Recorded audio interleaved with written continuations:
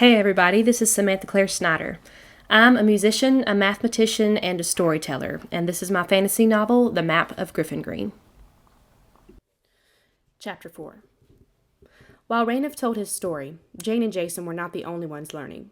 He was studying them with his extremely keen eyes, though they didn't notice it, being thoroughly absorbed in the visions evoked by his poignant storytelling. The old Griffin man truly did have magical powers, and now, while he was telling the story, he used his abilities to carefully study not only the appearances, but also the character and backgrounds of his two young guests, who sat across from him in front of the fireplace. To the left was Jane, who sat on her hands, her legs and boot-clad feet stretched out comfortably, if ungracefully, in front of her, her eyes fixed on Rainiff, listening intently to his story. The firelight flickered on her face and dark brown hair. She had green eyes that, right now, were big and round, filled with a mixture of fear and wonder. Every now and then she glanced at Jason, apparently to see his reaction to what they were hearing. From what Rainiff could tell, they were very close and could read each other's expressions like siblings. Rainiff moved on past her outward appearance. Soon, visions that told him more about her were flashing through his head. He saw her family, a mother, a father, two younger brothers, and a little sister. He saw her home, a farmhouse in the woods of North Carolina. This North Carolina was one of 50 states in a union called the United States of America, on the planet Earth. In the galaxy they called the Milky Way. These things he passed over very quickly, only casually interested in them for now, although he found them fascinating. He continued on to an examination of her character and past experiences. He saw her merry, light-hearted personality. She laughed a lot. Gloomy, pessimistic people and dark situations made her uncomfortable, and she did not like stories with sad endings. She hated seeing people hurting, and felt an innate urge to help them.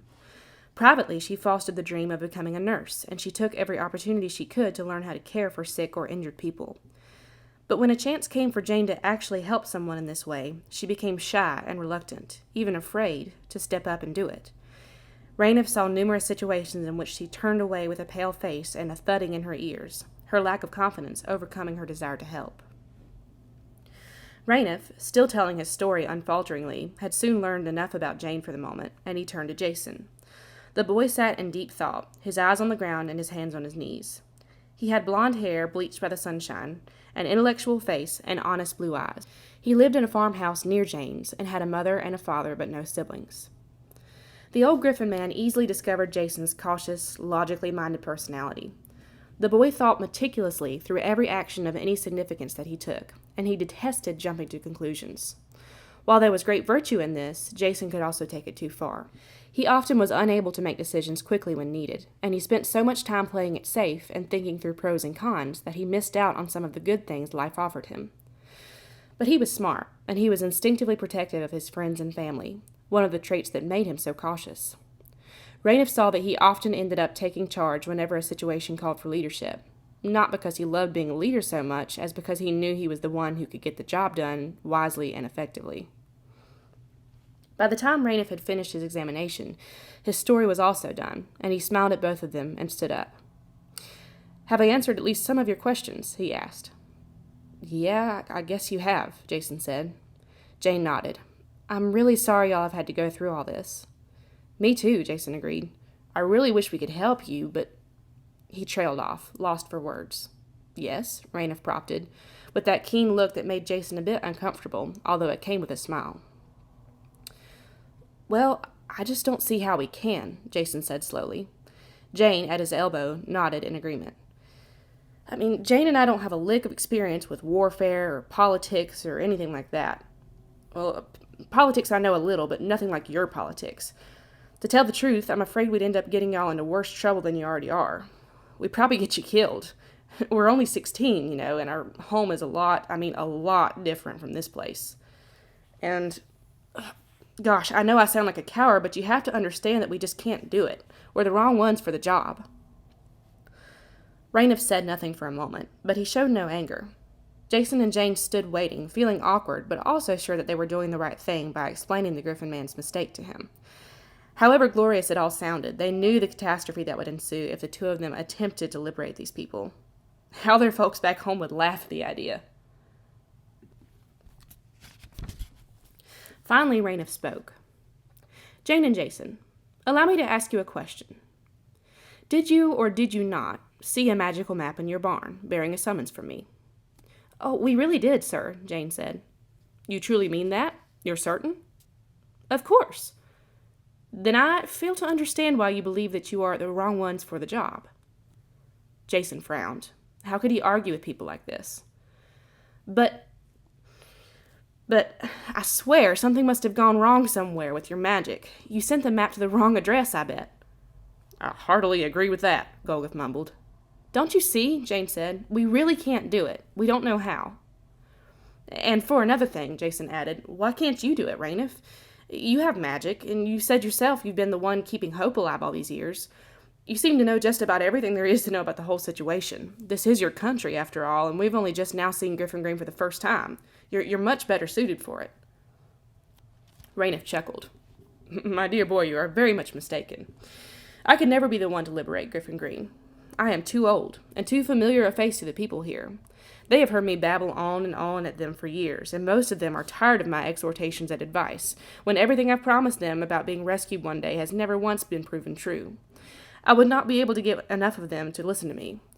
But such a discussion is pointless. The only thing that matters is that I was not meant to do it. You must understand that our help must come from the outside. The learned ones among us have always known that. Until now, we thought that only meant from outside Griffyngrein, but now it seems it meant more than that. And it cannot be just anyone from outside either. It must be someone very specific. That is what the tower test is for, you see. Deep magic was laid generations ago in preparation for this day. Once that test is passed, there will be great help, supernatural help, for whomever it approves, giving them a much greater chance of victory than ever we Griffyngrites could hope for alone. And though I, myself, have reason to believe you are telling the truth about your experiences, you must, nevertheless, take the tower test to prove, once and for all, if you are the real deliverers, the ones who will reverse the Dark Revolution, or not. During our captivity, many people have tried to call themselves the true liberators, and have only deepened our pain and suffering. They only got away with it because the other natives refused, for a while, to use the tower test, for which they had developed an irrational impatience and even paranoia. By not using the test, they opened themselves up to the trickery of many brash, self-centered, filthy-hearted individuals. Small wonder, then, that after being stung by this sort of deception on too many occasions, they agreed with me that anyone and everyone who claimed to be the real savior would be subjected to the tower test, where the truth would undoubtedly be revealed. The magic there can never be foiled by any scheme of man or beast. That is why we must take you to the tower and find out for certain. Not only will it secure the safety of our kingdom, but it will also make it much easier for you to gather support from the Griffyngrites once you have passed." Jason and Jane could not think of anything to say. They both fell silent and looked at each other helplessly. Finally, Jason sighed. "If anything, this tower test will prove that we aren't the right ones. If that's what happens, do you promise you'll help us try and get home?" "You have my word," Rainiff answered. "What do you say, Jane?" Jane nodded slowly. "I guess we should do it, just to put everyone's mind at ease." Rainiff smiled and stood up. "Then I suggest that the three of you depart right away." "Aren't you coming?" Jane asked. "No. I have something of paramount importance to do first, and it cannot wait.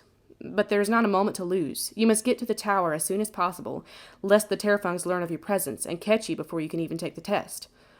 Golgoth, you must take Jane and Jason to Axman. As you know, he is the most capable spy in the land. His skill in navigating the forests over long distances is unparalleled. You have the best chance of making it to the tower unmolested if you have him as a guide. You should head for Hooksterdam at once. As soon as I can, I will set out for the tower myself, in hopes of meeting up with you, though I regret to say it may not be until after the test is finished." Golgoth, an extraordinary grimace overtaking his features, looked at the other Griffin man in disbelief. "Rainiff, you're asking me to take them to the hookies. You must be cracked." Rainiff chuckled. "No, I am not. Not yet. Come, my friend, be agreeable and do what I ask. Don't you understand the significance of this mission?" "Don't you understand how I feel about the hookies?" Golgoth retorted. "Yes, I do, but you'll simply have to put it all aside. Please, Golgoth, for the sake of the kingdom." Golgoth heaved a great sigh and got up, his shoulders slouched and his eyebrows pulled together. "Fine, for the sake of the kingdom. but the kingdom won't care if I do it cheerfully." He whirled around and looked at Jane and Jason. "Well, come on. Get yourselves walking sticks out of that corner, so as to beat the brush aside. And for goodness sakes, don't be all day about it." Half an hour later, the Griffin man and his American guests were making their way through the tangled forest once again. Golgotha always stayed a couple yards ahead of them, only visible by the disturbance he made along the trail as he beat the brush aside with immense violence. Often the whacks were accompanied by half grunts, half snarls, and he said nothing to either of them. But he no longer intimidated them like he had upon their first meeting. Jane even ventured to ask him a question. "Golgotha, who or what exactly are these hookies?"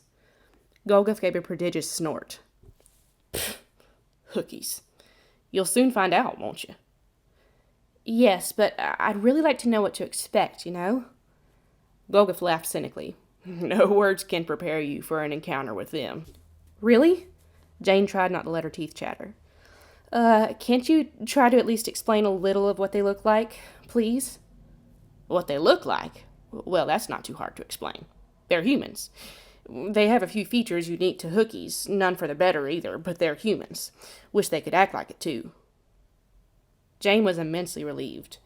Rainiff had mentioned that intelligent creatures inhabited Griffyngrein alongside humans and griffin men, and she had been nervously wondering just what sorts of creatures she might have to meet. She liked animals, at least the common ones back home, but she wasn't particularly fond of anything feral, fanged, or scaly. At least these hookies were nothing of the sort. "What is your problem with them, Golgotha?" Jason asked. "My problem? They're ridiculous, silly, loud, happy creatures. Their mannerisms go entirely against all of my principles. They make me uncomfortable, and worse, they enjoy it." Jason grinned at Jane and shrugged. The silence returned. They walked for a very long time. 2 hours passed by slowly. Occasionally, Jane and Jason would point out something to one another, for there were odd plants and interesting ruins to be seen amongst the vicious underbrush, but Golgotha was stonily silent. They were weary and rather cross now. Jason liked to hike, but even he found this journey very tiresome. If there were bushes and vines behaving like your mortal enemies everywhere you went, you would probably feel the same way. Gradually, they began to notice that Golgotha was slowing down, and there was something in his manner that made them a bit uneasy. He was looking this way and that, occasionally mumbling something to himself. Every now and then he would hesitate, as if on the verge of changing his direction, and then keep walking. Finally, he stopped altogether. "What's wrong?" Jane asked, as they reached his side for the first time during their trek. Golgotha shook his head dismally. "I think I've gone and gotten us lost. Macindoff!" He kicked a clump of vines savagely with the exclamation. "Everything's so blamed overgrown and dark. All the old roads are gone. They're just gone. Nothing left but these deer paths, and they may lead to nowhere at all." Jane sat down on a log, tired and strangely disheartened. "All the old roads are gone," she echoed below her breath, and swallowed. The words gripped her with a sort of despair she couldn't describe. "What do you mean? Have you not come this way before?" Jason asked, frowning. "Yes, of course I've come this way before," Golgotha snapped, frustrated into wordiness. "And a griffin man doesn't need roads normally. But nowadays, I swear every time I step outside, there are about 50 more plants right out my back door. Plants I've never seen before that just won't stop growing. They've eaten up the roads, swallowed them whole. 50 years and you'd think they never existed. The point is, I haven't come this way in a while and I'm lost, that's it. We're in a fine mess." The words had only just left Golgotha's mouth when there was a sudden stirring in the brush right in front of them. And before they could react, a tall figure leaped out from behind a tree, almost nose to nose with them. "Hiya!" All three of the travelers started like they'd been bitten, and there was a bizarre sort of shriek that I'm quite sure did not come from either Jane or Jason. "The name's Jerem," the figure said, seemingly oblivious to their shock. "You two look like strangers to these parts. You must be with those clothes. Not that I have a personal problem with them or anything, except they're not the best camouflage if you ask me. Earth tones. You want earth tones around here, take my word for it." When Jane and Jason had gotten a good look at the newcomer, they began to breathe again. Jerem seemed friendly. He was a human. The only notable differences between him and humans from our world were in his ears, which were pointed, not just at the top like elven ears, but at the lobes as well, and his feet, which were literally 1.5 feet long. He was several inches taller than Jason, and looked to be in his mid-20s. He carried an oddly carved javelin. He had a long, lanky, athletic figure, and he wore a fringed deerskin suit and a fur cap pulled over his straight brown hair. His eyes were brown, and his skin was bronzed. The expression on his clean-shaven face was approachable and honest, so honest that they could easily tell he was examining them closely, his acutely trained instincts methodically calculating the potential danger in the strangers that stood before him. "What brings you two here, if you don't mind me asking?" he continued in a conversational tone. "Griffyngrein ain't exactly the best of places to visit as of the past half a century." "Well, it's kind of a long story," Jason said. He opened his mouth to continue and then shut it. What if this was a Terfung spy? Maybe he wasn't as honest as he looked. From what Rainiff had said, the reason he and Jane were here was not the kind of information that should be thrown around carelessly, even if it wasn't true. As he fumbled for words, he noticed that Jerem's attention was elsewhere. He was craning his neck to look behind Jason. Something seemed to have caught his eye. Jason watched him warily, his hair prickling on the back of his neck. Jerem slipped around him. "What's this?" he said in astonishment. Jason turned to find him staring and blinking at Golgotha. The Griffin man had apparently retreated behind the two Americans when Jerem first appeared, and he was standing there in the shadows with his arms folded tightly, his face contorted in a dreadful grimace. For a moment, Jane and Jason just watched the two of them look at each other, not sure what to do. Then there was a loud snort, and they looked to see Jerem doubled over with merriment. He was doing his best to stifle his laughter, rocking this way and that with one hand pressed over his mouth, the other pointing at Golgotha. Jane and Jason, looking at one another with equally clueless expressions, began to laugh a little too, nervously. Jerem finally got control of himself. Well, he gasped, wiping his eyes. "I don't believe it. Do I really see him and his beautiful face standing right here for my own two eyes to behold?" Golgotha ignored him, and Jerem grinned widely at Jane and Jason. "I believe it's the end of time, folks. Tell me, is it truly you? I thought you said you were never setting foot within 10 miles of us again. Have you had a change of heart?" "No," Golgotha snarled. "I was hoping you'd change, Jerem, but I hoped in vain." He looked up at Jane. "Hooky," he grunted, jerking his head. Jerem choked back more laughter, slapping the furious Griffin man on the back. "You're just like you've always been, Green Guff. It sure is good to see you. But tell me, what is it that brings you to these parts?" "Only the strictest necessity, I assure you," Golgotha said witheringly. "I'm headed to Hooksterdam with these two. Rainiff sent me. He wants me to take them to Axeman, and he wants Axeman to take them to the tower." Jerem's expression immediately changed. "The tower? You don't mean—" "Yes, I do. They've got to take the test. Rainiff thinks they might be the ones." "You don't say," Jerem said softly. He gazed at them for a long moment, instinctively drawing his fur cap off and clutching it to his chest. "If that's true, if it's really true, then it's one of the greatest honors I've ever been given to meet you." Jason gave an awkward laugh. "Hey, look, that's nice of you, but Golgotha cut him off. "Listen here, Jerem. I've gotten all turned around in these weeds. You must take us to Axeman right away. Hurry it up and be decent about it."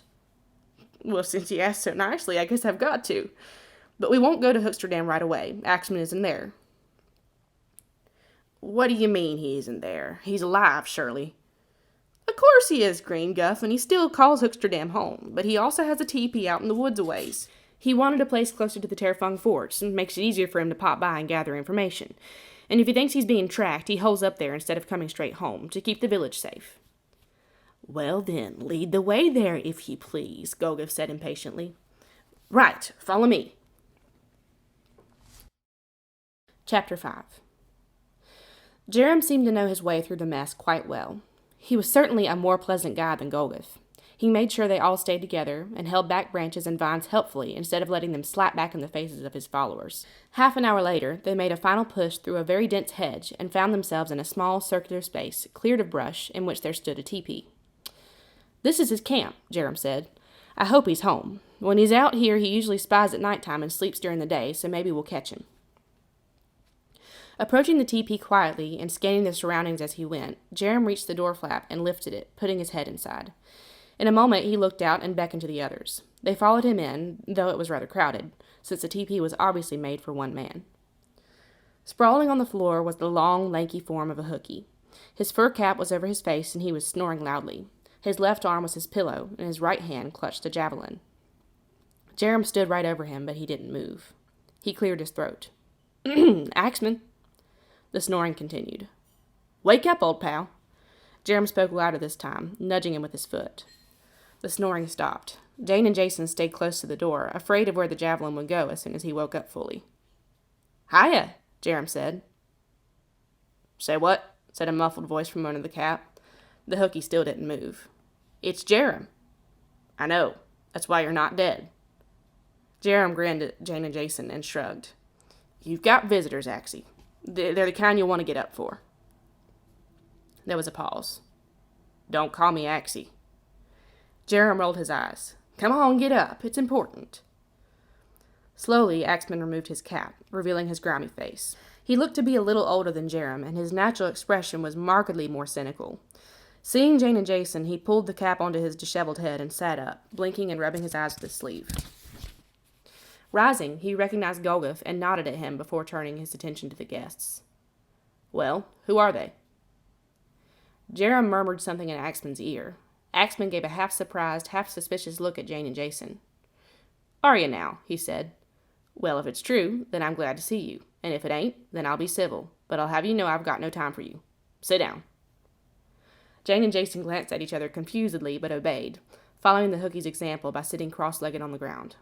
Golgoth, still frowning, remained standing. The hookies spoke to each other for a couple minutes about affairs in their village, and Axman mentioned a few things about his mission the night before. But he kept looking at Jane and Jason. "What brings you here?" he finally asked in his blunt, cool way. "Rainiff sent us," Jason said. "He wants you to take us to the tower. He says you're the best man for the job and told us you're a great spy." Axman nodded without smiling. He barely ever smiled. I suppose it was, in his book, an unnecessary exertion of his facial muscles. "I see. Well then," and he stood up abruptly. "Let's go." Jason winced. Hold on, though," he protested. I didn't say that we wanted to go to the tower." "That would be correct. You didn't say that. You also didn't say you didn't want to go." "Come on and let's get this over with," Golgoth said impatiently. "Rainiff is dead set on it happening, so you might as well oblige all of us." Reluctantly, they got up and followed the hookies out of the teepee. It was clear that Axman did not like to waste time. They promptly moved out, with him in the lead. He traveled at a steady clip, but Jane and Jason noticed that his long, moccasin-clad feet made very little noise. His sharp brown eyes were constantly searching the surrounding woods, and every now and then he would lead them sharply to the left or right, as if he was skirting some dangerous area. Eventually, they fell onto a narrow path. Jane and Jason were at the back of their little single-file procession. As Jason walked along, he was thinking nervously about what they were doing, and growing steadily more uncomfortable about it. He was blindly following a group of strangers to a supposedly magical tower to take a mysterious test that he was certain he would not pass. What exactly was the test, anyway? Suddenly, a horrible idea struck him. Was there a penalty for failing?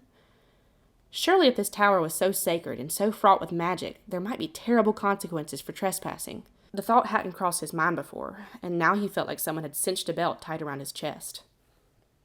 He cleared his throat. "Jerem?" he said, trying to sound casual. Axman glanced back a little sharply, obviously not pleased with the noise. Jason lowered his voice. Do you know what happened to the people who failed this tower test?" Jerem shook his head grimly. "No one really knows for certain what happened to them." Jason could see by the fear in her eyes that Jane had caught on to his train of thought. The others started walking again, and Jane and Jason forced themselves to follow, but they stayed closer together and glanced at each other anxiously now and then. They dared not talk, but with several meaningful looks, they were slowly coming to a decision, and their panic was rising. "Of course," Jerem was saying, oblivious to what was going on behind him, "anybody that wants to try to rescue Griffyngrein has got to take it. It's just no good without the tower to back you up. People have tried it before and failed miserably." "That's just the point," Jason burst out. "We never said we were going to try to rescue Griffyngrein. Y'all need to know that and stop assuming that's what we're here for." Everyone stopped. The hookies looked at Jane and Jason blankly. "Well," Jerem said finally, "why are you here then?" Jason sighed, wiping his forehead. He was sweating despite the chill in the air. "I don't know. I really don't. We were minding our own business, and then the map came to us, and the next thing we knew, we were in Griffyngrein. We didn't ask for this." Axman squinted. "Seems mighty odd to me that something like that would happen for no good reason." "I don't know why it happened, but I'll tell you this. We've got to go back." "Back?" Jerem said, frowning. He and Axman turned around and came down the trail towards them. "What do you mean?" He means we want to go home, Jane said. But you can't, Jerem protested. You need to take the test. You promised Rainiff you would, Golgoth grunted. I don't much like it myself, but you did promise Rainiff. Yeah, but I wasn't thinking, Jason said. It didn't cross my mind that we could get hurt. We can't do it. We won't do it, he added. But you must, Axman said sternly. You gave your word, Jerem agreed. You have to take it now, no matter the consequences. That was it.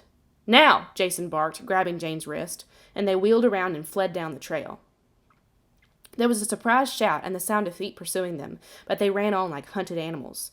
Turning aside, they plunged into the thicket on their hands and knees, pricking and snagging and tearing themselves and their clothes in the brutal undergrowth. Their panic outweighed the pain. They pressed on and finally stumbled out into slightly more open ground, where they scrambled to their feet and blundered along through the trees. They had no sense of direction, but they kept running. Somewhere, somehow, there must be a way to get back home. Afterwards, they never could recall just how long they ran, even though somewhere along the way, they had a feeling it was quite early on, they were no longer being chased. But after a long while, their adrenaline gave way to fatigue. Their pace slowed, and every now and then one or the other fell down, only to pick up again and stumble on. Finally, right as they both knew they could go no further, they saw up ahead a sight that was both out of place and inviting amidst those gloomy, jumbled woods.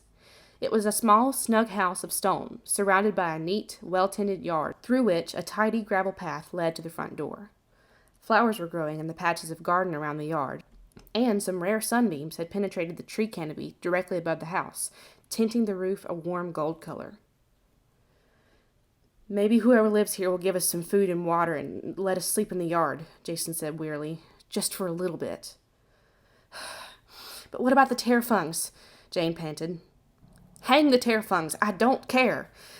And the Terfungs shouldn't either. We're not going to have anything to do with them, good or bad. Besides, this doesn't look like the sort of place they would live in, from what we've heard. All right, Jane sighed. But please, let's catch our breath for a minute. Just in case.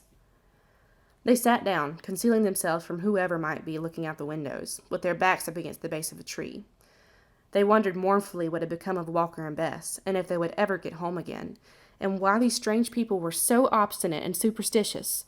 Why on earth had all this happened to the two of them? Surely they didn't deserve it. They had both settled down a bit, and were just dragging themselves to their feet, when there came a horrible crash from the direction of the little house, followed by a great commotion and terrified screams. Jane and Jason leaped out from behind their tree and stared aghast. The sunlight was gone. One of the walls of the house had been smashed in. A large part of the roof had caved.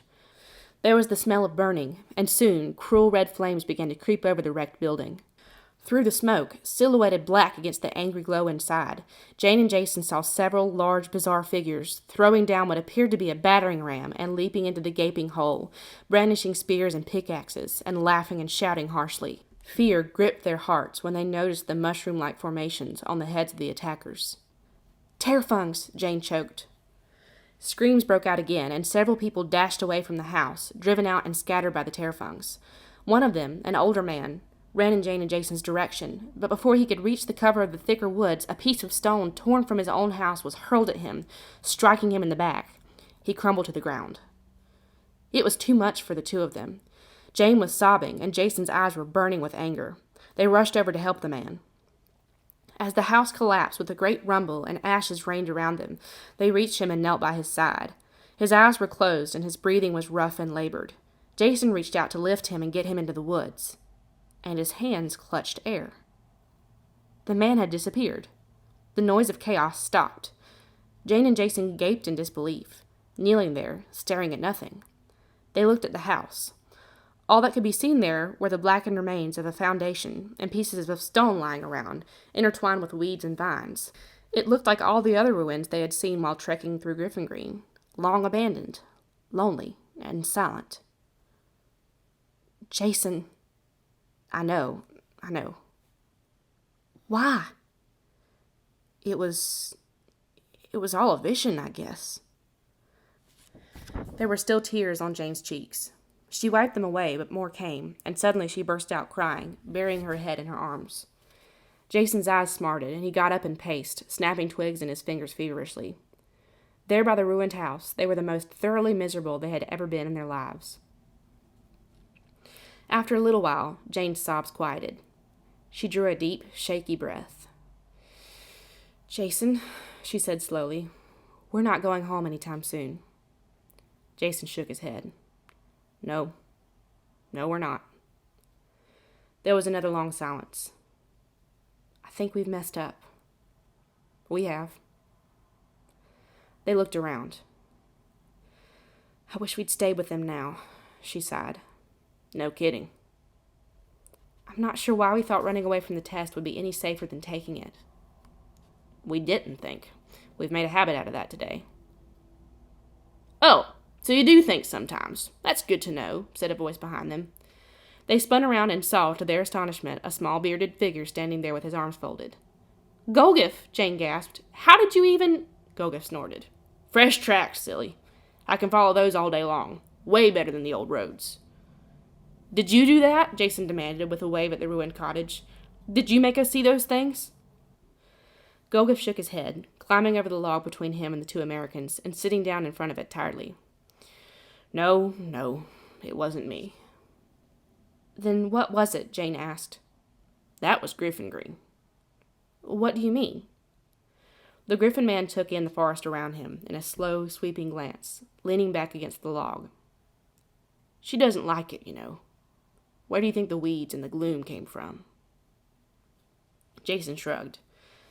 "I guess I thought the Terfungs or their leader made the weeds grow somehow, to help the Dark Revolution or something." "See, that's where you're wrong. It's really Griffyngrein. She's chock full of magic. Sure, a few of us can channel it, but the land itself is where the magic really lies. The land and the Griffins. The Terfungs and their advisor are like a terrible parasite. So Griffyngrein did the only thing she knew to do. Make the country a nasty host. That's the sad thing, though. The Terfungs don't mind the darkness. The weeds are a pain in their butts, but the darkness is just what they're looking for. So it's just the rest of us that suffer." "And the vision?" "She remembers events and people from throughout her history, and sometimes she makes people see them again." "You're kidding." "No. There is an old Griffyngrite saying, 'The memories of the good and noble linger to quicken the heart and spirit. The memories of the evil and cruel linger to warn and to condemn. And the memories of the slothful and indifferent are never seen again.' Anyway, if they show up at the right place at the right time with the right people, I suppose the visions might make a difference." "But this is silly," Jane said. "You're talking like Griffyngrein has a mind." "I said no such thing," Golgiff said. "It's just land." "But it makes us see things and tries to keep certain people from living here?" "It's magical land." Jane sighed, giving up. "Fine. So that really happened then, right there where we saw it happen?" Jason said musingly, still looking at the house. "Just like that," Golgiff confirmed. "Did he die?" Jane asked. "The old man?" Golgiff shook his head. "I don't know. Probably. Lots of people did." Jane swallowed down the lump in her throat and looked at Jason. He was kicking the leaves, his hands in his pockets, and his eyes on the ground, deep in thought. She got up and went over to him. He put up his hand. "Hold on a minute." "But, I've been thinking." "Me too. Just give me a sec." Jane waited impatiently, chewing her fingernails and glancing at Golgiff, who didn't seem to be paying a bit of attention to either of them. Jason looked up. "You think we should do it, don't you?" he said quietly. Jane nodded uncomfortably. "I just can't help but feel like these people deserve an answer to their question at least." "Even if it's a no," Jason agreed. "That's what I think too." "And, if the test is lethal?" "It's a risk we'll have to take," Jason said. "Besides, Jane, we really did see that map. It called us. It was most likely a mistake, but maybe the magic can detect if we're at least telling the truth, even if we're not the right ones. We're not trying to mislead anyone." "Maybe so. Rainiff did give us his word he'd try to help us get home if we didn't pass the test. Of course, we don't know whether his word means anything or not." "We're not exactly in the best position to question him." Jane took a deep breath. "Okay then, we'll do it. There's really nothing else we can do." Jason looked around. But we need to get back to Jerem and Axman, and that could take a while. Who knows how far we ran? Not as far as you'd think, Golgo spoke up from behind them, getting to his feet. You mostly ran in circles like a couple of idiots. Now come on. I'll take you back.